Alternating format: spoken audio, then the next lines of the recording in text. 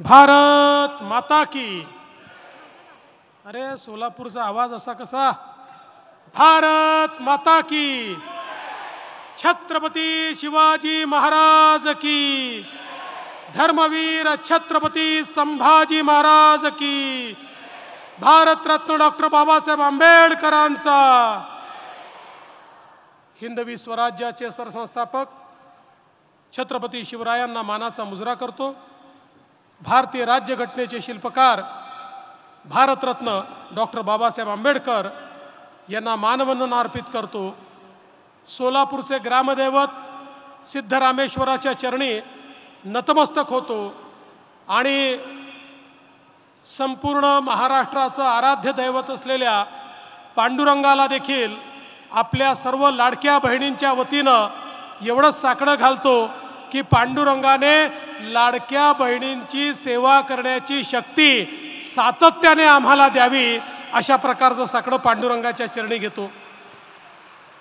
आज मंचावर उपस्थित असलेले महाराष्ट्राचे धडाडीचे उपमुख्यमंत्री माननीय अजितदादा पवार, माजी मंत्री सुभाष बापू देशमुख, विजय मालक देशमुख, सचिन कल्याण शेट्टी, समाधानजी अवताडे, संजय मामा शिंदे, शहाजी बापू पाटील, रामभाऊ सातपुते, प्रशांतजी परिचारक, महासिद्धेश्वर स्वामीजी, दीपक साळुंकेजी, शिवाजीराव सावंतजी, लक्ष्मणराव ढोबळेजी, शहाजी पवार, अमोल शिंदे, त्याचप्रमाणे आमचे ज्येष्ठ अधिकारी लोकेशचंद्र, कुमार आशीर्वाद, शीतल उगले, एम राजकुमार, कुलदीप जंगम, अतुल कुलकर्णी, अमोल शिंदे, सर्वच मंचावरील मान्यवर आणि या ठिकाणी उपस्थित माझ्या भगिनींनो, लाडक्या बहिणींनो आणि भावांनो, खरं म्हणजे व्हीसीवरनं देखील वेगवेगळ्या जिल्ह्यातनं लोक आपल्याला जुळलेले आहेत।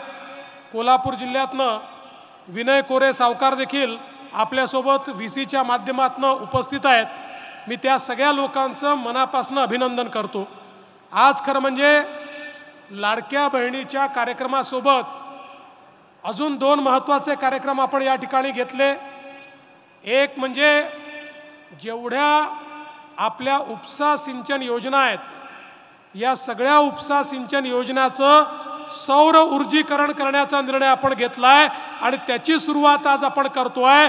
म्हणजे याच्यानंतर उपसा सिंचन योजनाची जी मोठी मोठी बिलं आपल्याला यायची, ती बिलं आता येणार नाहीत, तर थेट सौर ऊर्जेच्या माध्यमातून त्या ठिकाणी आमच्या शेतकऱ्यांना पाणी मिळेल, हा कार्यक्रम हातात घेतलाय। आणि दुसरीकडे गावोगावी वीज नीट पोचली पाहिजे म्हणून केंद्र सरकारने 29,000 कोटी रुपये आपल्याला दिले, ज्यातनं नवीन ट्रान्सफॉर्मर, नवीन डीपी, नवीन सबस्टेशन, नवीन फीडर हे आपण तयार करतोय। त्याचंही काम 12,000 कोटीचं पहिल्या टप्प्यात सुरू केलं, दुसऱ्या टप्प्याच्या 3,000 कोटी रुपयाचं काम, त्याचीही सुरुवात आज आपण या ठिकाणी करतोय। त्यामुळे या दोन्ही कामांना मी मनापासून शुभेच्छा देतो। आज खरं म्हणजे आमच्या सगळ्या लाडक्या बहिणी या ठिकाणी आल्या आहेत। देशाचे प्रधानमंत्री माननीय नरेंद्र मोदीजी यांनी एकच मंत्र दिला, जर भारत विकसित करायचा असेल तर भारताची 50% लोकसंख्या म्हणजे आमच्या माता भगिनी, आमच्या महिला यांना जोपर्यंत अर्थव्यवस्थेच्या आणि समाज व्यवस्थेच्या केंद्रस्थानी आपण आणणार नाही, तोपर्यंत भारत विकसित होऊ शकत नाही। आणि म्हणून मोदीजींनी अनेक योजना सुरू केल्या। बेटी बचाओ बेटी पढाओ पासून सुरुवात केली, तर लखपती दीदी पर्यंतची योजना मोदीजींनी आणली। परवा आम्ही जळगावला लखपती दीदीचा कार्यक्रम घेतला। लखपती दीदीचा अर्थ काय आहे? ज्या आमच्या बहिणींनी मोदीजींच्या योजनातनं आपला व्यवसाय उभा केला आणि वर्षाला 1 लाख रुपयापेक्षा जास्त ज्या कमावतात त्यांना लखपती दीदी म्हटलं जातं। अशा महाराष्ट्रातल्या 11 लाख लखपती दीदी या जळगावला एकत्रित झाल्या होत्या। त्या ठिकाणी एक आमची बहीण होती, तिच्याशी मी चर्चा केली। तिला म्हटलं, तू नेमकं काय केलंय? ती म्हणाली, मी 3-4 वर्षात माझ्या बचत गटाच्या माध्यमातनं मोदीजींच्या योजनेतनं व्यवसाय सुरू केला आणि आता वर्षाला 12 लाख रुपये मी कमावते आहे. 4 वर्षापूर्वी मलाच काही काम नव्हतं, आज 25 महिलांना मी काम देते आहे आणि त्यांचं देखील जीवन मी बदलते आहे. आणि त्या दिवशी आम्ही ठरवलं, माननीय मुख्यमंत्र्यांच्या नेतृत्वामध्ये आम्ही ठरवलं की आता 11 लाख नाही, पहिल्या टप्प्यामध्ये महाराष्ट्रात 25 लाख लखपती दीदी करू आणि त्यानंतर 1 कोटी लखपती दीदी या महाराष्ट्रामध्ये करू. आमच्या ज्या सगळ्या लाडक्या बहिणी बसल्या आहेत यांना सरकारच्या योजनेतनं अशा प्रकारचं काम आम्ही देण्याचा प्रयत्न करणार आहोत की वर्षाला 1 लाखापेक्षा जास्त पैसा हा त्यांना कमावता आला पाहिजे. हे मोदीजींनी आपल्याला या ठिकाणी करून दिलं. आणि आपल्या मुख्यमंत्र्यांनी आपल्या महाराष्ट्रामध्ये मोदीजींच्या पावलावर पाऊल टाकत त्यांचाच कित्ता गिरवत आपल्याकडे महिला सक्षमीकरणाच्या योजना आणल्या. आज खरं म्हणजे मुख्यमंत्री साहेबांच्या डोळ्याचं ऑपरेशन झालं असल्यामुळे ते येऊ शकले नाहीत. मला ते फोनवर म्हणाले, देवेंद्रजी सगळ्या लाडक्या बहिणींना सांगा, आज जरी तुमचा भाऊ तुम्हाला भेटायला आला नसला तरी तुमचा मुख्यमंत्री भाऊ हा लवकरच तुमच्या भेटीकरता पुन्हा सोलापूरला येईल आणि तुमचं सगळ्यांचं दर्शन घेईल. त्यामुळे सगळ्या बहिणींचा आशीर्वाद, मी तुमचा सगळ्यांचा आशीर्वाद आणि तुमचं सगळ्यांचं प्रेम हे या ठिकाणून घेऊन जातो आणि थेट वर्षावर जाऊन मुख्यमंत्र्यांच्या सुपूर्द करतो की मुख्यमंत्री महोदय, तुमच्या सगळ्या बहिणींनी तुम्हाला आशीर्वाद आणि प्रेम दिलेला आहे, हे त्यांच्या वतीनं मी तुम्हाला सुपूर्द करतो आहे. आज आपण ज्या योजना सुरू केल्या, आपल्याला माहिती आहे लेक लाडकीसारखी योजना. घरामध्ये मुलगी जन्माला आली तर मुलीच्या जन्माचं स्वागत झालं पाहिजे. ज्या घरी मुलगी जन्माला आली ते घर लखपती झालं पाहिजे. लेक लाडकी योजना आणली. मुलगी जन्माला आली की 5,000 रुपये, पहिल्या वर्गात गेली 5,000 रुपये, चौथ्या वर्गात गेली 7,000 रुपये, 7व्या वर्गात गेली 7,000 रुपये, 11व्या वर्गात गेली 8,000 रुपये, 18व्या वर्षाची झाली की 75,000 रुपये, म्हणजे 1 लाख रुपये मुलीला त्या ठिकाणी देण्याचा निर्णय हा आपल्या सरकारने केला. आता बहिणींनो, घरी जर मुलगी जन्माला आली तर लक्ष्मी आली आहे म्हणा, कारण ती जन्माला आल्याबरोबर तुमच्या घराला लखपती बनवणार आहे. 1 लाख रुपये तुमच्या घराला ती मुलगी देणार आहे. त्यामुळे मुलीच्या जन्माचं स्वागतच झालं पाहिजे. आज आपल्याला कल्पना आहे, आपल्या सरकारने निर्णय केला, मुलींना उच्च शिक्षणामध्ये 100% फी माफ आपण केली. मुख्यमंत्र्यांनी अतिशय संवेदनशीलतेने हा निर्णय केला. आम्ही सगळ्यांनी हा विचार केला की आपल्या घरी काय होतं, परिस्थिती जेव्हा चांगली नसते तेव्हा घरी जर मुलगी आणि मुलगा असला तर आईबाप सगळा पैसा मुलाला शिकवण्यावर लावतात आणि मुलीला म्हणतात, बाई तू घरी बस, तुझं लग्नच करायचं आहे, तू नाही शिकली तरी चालते, आम्हाला मुलाला शिकवायचं आहे.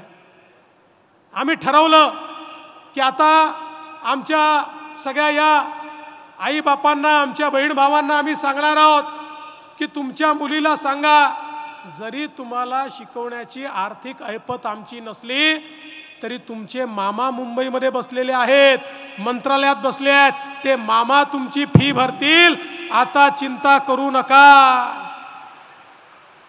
बहिणींनो, आता मुलीची उच्च शिक्षणाची फी 1 लाख असू द्या, 2 लाख असू द्या, 3 लाख असू द्या, सगळीच्या सगळी फी राज्य सरकारच्या माध्यमातून आम्ही त्या ठिकाणी भरणार आहोत. त्यामुळे आता मुलींच्या शिक्षणाची चिंता करू नका. मी पण एका मुलीचा बाप आहे, तुम्हाला प्रामाणिकपणे सांगतो, मुलगी शिकली तर ती मुलगी आईबापाची जास्त काळजी घेते. मुलगी मोठी झाली तर मरतपर्यंत आईबापाची काळजी घेते. त्यामुळे आपल्या मुलीला शिकवा. तुमच्या म्हातारपणचा आधार जर कोणी असेल तर तुमची मुलगी असणार आहे, हे तुम्हाला या निमित्ताने मी सांगतो. यासोबत आपण निर्णय केला, आमच्या महिलांना एस टीमध्ये 50% सूट आपण दिली. एस टीचं तिकीट महिला असली तर 50%च लागतं. हा निर्णय घेतल्यानंतर एस टीचे लोक आमच्याकडे आले, म्हणाले अहो असा निर्णय तुम्ही करतात, आमची एस टी डबघाईला येईल, आमची एस टी नुकसानीत जाईल. मुख्यमंत्र्यांनी आम्ही सगळ्यांनी त्यांना सांगितलं काळजी करू नका, तुमच्या एस टीला आम्ही डबघाईला येऊ देणार नाही, आम्ही पैसे देऊ, आम्ही तुम्हाला मदत करू. 1 महिन्यापूर्वी ते सगळे आले, आम्हाला म्हणाले साहेब ही जी महिलांना 50% तिकिटाची योजना आहे, काही झालं तरी बंद करू नका. अरे म्हटलं तुम्ही तर रडत आले होते मागच्या वेळी. म्हणाले नाही, या योजनेमुळे इतक्या महिला प्रवास करायला लागल्या की तोट्यात असलेली आमची एस टी फायद्यामध्ये आली, त्यामुळे आता ही योजना तुम्ही त्या ठिकाणी परमनंट चालू ठेवा.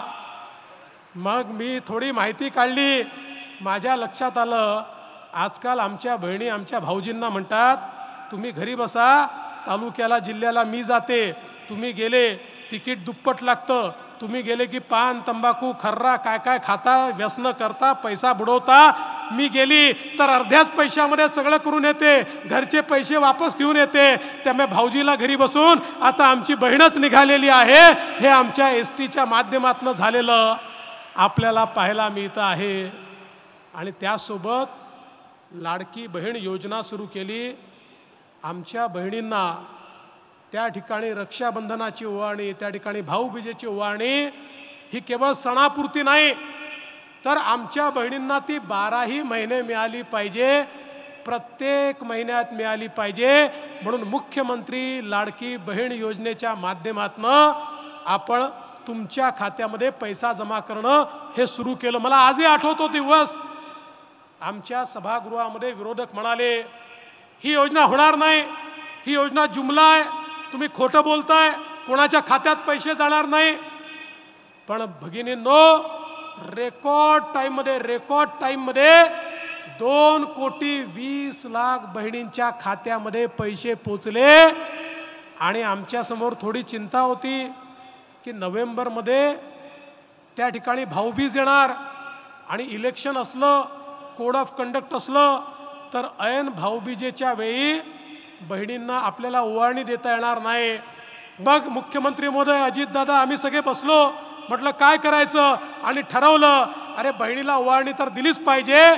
मग नोव्हेंबरचे पैसे ॲडव्हान्समध्ये ऑक्टोबरमध्येच बहिणींच्या खात्यामध्ये त्या ठिकाणी आपण जमा केले आणि बहिणींना ओवाळणी आपण त्या ठिकाणी दिली. खरं म्हणजे दादांनी सांगितले खरं आहे, या लोकांची नियत खराब आहे. आपल्या सोलापूरचीच आमची एक बहीण काय म्हणाली, ती असं म्हणाली, नेता आहे, मी नाव नाही घेत, ती पण आमची बहीणच आहे, पण ती असं म्हणाली की तुम्ही बहिणींना जे 1500 रुपये देता ही लाच आहे, तुम्ही बहिणींना लाच देऊन विकत घेताय. आता मला हे सांगा, आईचं प्रेम, बहिणीचं प्रेम, मुलीचं प्रेम जगाच्या पाठीवर कोणाला विकत घेता आलाय? अरे प्रत्यक्ष ब्रह्मदेव उतरला तरी या प्रेमाचं मोल तो करू शकत नाही. जगातली सगळी संपत्ती दिली तरी देखील प्रेम कधी विकत घेता येत नाही. पण जे लोक सोन्याचा चमचा घेऊन जन्माला येतात त्यांना हे कळत नाही.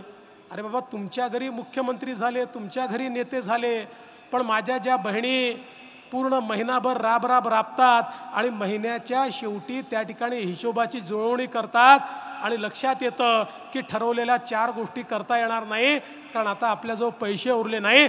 त्या बहिणींकरता हे 1500 रुपये काय आहेत हे त्या बहिणींना तुम्ही विचारा. सोन्याचा चमचा तोंडात घेऊन आलेल्या माझ्या सोलापूरच्या बहिणीला या बहिणींचं दुःख हे कधीच कळू शकत नाही. आणि म्हणून यांनी सांगितलं आमचं सरकार तर येऊ द्या, पहिल्या कॅबिनेटला मुख्यमंत्री लाडकी बहीण योजना आम्ही रद्द करून टाकू. अरे वेड्यांनो, ज्यांच्या मागे एवढ्या बहिणी आहेत सरकार त्यांचंच येणार आहे, तुमचं सरकार येणारच नाही आहे. जे बहिणींचे भाऊ आहेत त्यांचंच सरकार या ठिकाणी येणार आहे. आणि बघा हे सावत्र भाऊ कसे आहेत, या सावत्र भावांनी काय केलं माहिती आहे? आपले काँग्रेसचे अध्यक्ष नाना पटोलेजी आणि काँग्रेसचे माजी मंत्री सुनील केदारजी या दोघांचाही जो निवडणूक प्रमुख आहे अनिल वडपल्लीवर अधिकृत ऑफिशियल निवडणूक प्रमुख तो नागपूरच्या हायकोर्टात गेला आणि हायकोर्टामध्ये त्यांनी याचिका दाखल केली आणि सांगितलं लाडकी बहीण योजना बंद करा, लेक लाडकी योजना बंद करा, पिंक रिक्षाची योजना बंद करा, मुलीच्या मोफत शिक्षणाची योजना बंद करा, एसटीची योजना बंद करा. आणि त्यात त्यांनी काय लिहिलं आहे, त्यांनी हे म्हटलेलं आहे की हे सरकारी पैशाचा अपव्यय आहे, एक प्रकारे तुम्ही कचऱ्यात टाकताय ते पैसे आणि म्हणून या योजना बंद करा. अशा प्रकारची या सावत्र भावांनी याचिका दाखल केली. पण मी तुम्हाला सांगतो तुमचे सख्खे भाऊ मुंबईमध्ये बसले आहेत, काहीही झालं तरी आम्ही या योजना बंद होऊ देणार नाही. यांनी कितीही प्रयत्न केला तरी देखील अरे बहिणींचं बळ आमच्या पाठीशी आहे, त्यामुळे या योजना आम्ही बंद होऊ देणार नाही. आज आपण पाहू शकतो एकीकडे बहिणींना आमच्या महिलांना मोठ्या प्रमाणात आपण मदत केली, दुसरीकडे दादांनी सांगितलं आपल्या शेतकऱ्यांकरता आपण विजेचं बिल माफ केलं. 14,000 कोटी रुपयाचं शेतकऱ्यांचं वर्षाचं विजेचं बिल हे राज्य सरकार भरते आहे.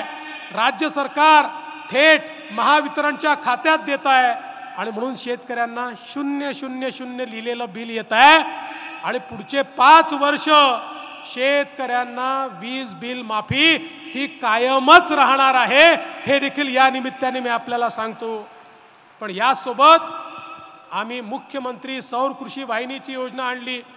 या योजनेमुळे आमच्या शेतकऱ्याला दिवसा 12 तास वीज ही 365 दिवस मिळेल. शेतकऱ्यांना रात्री शेतीमध्ये जाऊन राबावं लागणार नाही, ही व्यवस्था देखील आपण केलेली आहे. आणि आज आपण मी आधीच सांगितलं उपसा सिंचन योजनाचंही सौर ऊर्जितीकरण केलेलं आहे. यासोबत एक योजना अजून आणली आहे, आमच्या शेतकऱ्याला मागेल त्याला सौर कृषी पंपाची योजना आणली. जो मागेल त्याला ती योजना आहे. या योजनेच्या अंतर्गत तुम्हाला केवळ 10% पैसे भरायचे आहेत. 10% पैसे तुम्ही भरले की 90% पैसे आम्ही देणार, तुम्हाला सौर कृषी पंप देणार. पुढचे 25 वर्ष तुम्हाला विजेचा 1 पैशाचा खर्च येणार नाही. 25 वर्ष शेतकरी विजेच्या पैशापासून मुक्त, 25 वर्ष मोफत वीज माझ्या शेतकऱ्याला या योजनेत मिळणार आहे. आणि त्यासोबत या योजनेमध्ये पंप चोरीला गेला, तुटफूट झाली, इन्शुरन्स काढून ठेवलेला आहे. 5 वर्ष काही झालं तर त्याचं मेंटेनन्स सरकारकडे घेतलेलं आहे. त्यामुळे आमच्या शेतकऱ्याला दिलासा देण्याचं काम आपण करतोय. 1 रुपयामध्ये पीक विमा आपण दिला. 1 रुपयाच्या पीक विम्याने या ठिकाणी राज्यातल्या 1,20,00,000 शेतकऱ्यांना 8,000 कोटी रुपये त्यांच्या खात्यामध्ये मिळाले. बंधू भगिनींनो, हे महिलांचं सरकार आहे, हे शेतकऱ्यांचं सरकार आहे. हे दीन दलित गोर गरीब आदिवासी शेतकरी शेतमजूर महिला अल्पसंख्याक ओबीसी सगळ्या समाजाचं हे सरकार या ठिकाणी तुमच्या करता काम करणारा अशा प्रकारचं सरकार आहे. मुख्यमंत्री अप्रेंटिस योजनेच्या अंतर्गत 10 लाख मुलांना आपण नोकऱ्या देतो आणि त्यांचा 1 वर्षाचा पगार खाजगी कंपनीमध्ये देखील राज्य सरकारच्या वतीनं 10,000 रुपयापर्यंत आपण मदत करतो, जेणेकरून जास्तीत जास्त मुलांना त्या ठिकाणी नोकरी मिळाली पाहिजे. आज आपण सोलापूरमध्ये आहोत. या सोलापूरमध्ये देखील आपल्या सरकारनं वेगवेगळी कामं केली. मग टेंभूची योजना असेल, त्याच्यामध्ये सांगोल्याची योजना असेल, त्या ठिकाणी कालच मंगळवेढ्याची योजना आपण केली. या जिल्ह्यातल्या दुष्काळी भागाला दुष्काळी शिक्का पुसण्याचं काम हे महायुतीच्या सरकारमध्ये आम्ही करतो आहोत. आता या जिल्ह्यातला दुष्काळी भाग हा दुष्काळी भाग नसेल, तो पाणीदार भाग असेल, अशा प्रकारचं काम आज आपण या निमित्ताने केलेलं आहे. आणि एवढंच नाही तर वेगवेगळे हायवेंचं इतकं मोठं जाळं या जिल्ह्यामध्ये आपण उभं केलं. आता सोलापूर जिल्ह्यातनं कुठल्याही दिशेने जा, तुम्हाला त्या ठिकाणी हायवे झालेले दिसतात किंवा काम सुरू असलेलं दिसतं. एक प्रकारची कनेक्टिव्हिटी आपण तयार केली. या सोलापूर शहरामध्ये इतके वर्ष झाले पिण्याच्या पाण्याची योजना नव्हती, 800 कोटी रुपये त्या योजनेला दिले। मी आमच्या म्युनिसिपल कमिशनरचं अभिनंदन करतो, त्यांनी 90% काम त्याचं पूर्ण केलं, उरलेलं 10% काम देखील आपण पूर्ण करू। आणि सोलापूर शहराला प्रत्येक दिवशी रोज ॲश्युअर्ड अशा प्रकारचं पाणी आपण देणार आहोत। सोलापूर शहराची परिस्थिती अशी होती, पाणी उशाला आणि कोरड घशाला, पण ती परिस्थिती आता बदलली आहे आणि पुढच्या काळामध्ये रोज पाणी या शहराला मिळणार आहे। हे आपल्या महायुतीच्या सरकारनं करून दाखवलं। आता जवळपास 450 कोटी रुपयाची भुयारी गटारीची योजना देखील अंतिम टप्प्यात आहे। आज किंवा उद्यामध्ये त्यालाही मान्यता मिळणार आहे। या सोलापूरमध्ये केलेल्या कामांची यादी जर मी वाचायला लागलो तर खूप वेळ त्या ठिकाणी निघून जाईल, पण पंढरपूर असेल, अक्कलकोट असेल, तुळजापूर असेल, ही सगळी तीर्थस्थानं जी आमची शक्तिस्थानं आहेत, खरं म्हणजे नवरात्र चाललेलं आहे, आई जगदंबेचं या ठिकाणी आव्हान आपण करतो, आई तुळजा भवानीला आपण सगळे साकडं घालतो। त्या तुळजा भवानी मंदिराचा आराखडा देखील आपलं सरकार त्या ठिकाणी करते आहे। आज या निमित्ताने आई तुळजा भवानीला एवढाच आशीर्वाद मागतो, आई तुळजा भवानी, ज्याप्रमाणे तू आई छत्रपती शिवरायांना आशीर्वाद दिला आणि छत्रपतींनी रयतेचं राज्य तयार केलं, आम्ही पण छत्रपतींचेच मावळे आहोत। या महाराष्ट्रामध्ये मुख्यमंत्री असतील, त्यांच्या मंत्रिमंडळातले आम्ही सगळे असू, आम्ही पण छत्रपतींचे मावळे म्हणून त्यांच्या नावानं या महाराष्ट्रामध्ये काम करतोय। त्यामुळे छत्रपतींसारखंच रयतेचं राज्य या महाराष्ट्रात आम्हाला तयार करण्याकरता आई तुळजा भवानी तुझा आशीर्वाद दे, एवढीच विनंती करतो आणि माझं बोलणं संपवतो। जय हिंद, जय महाराष्ट्र।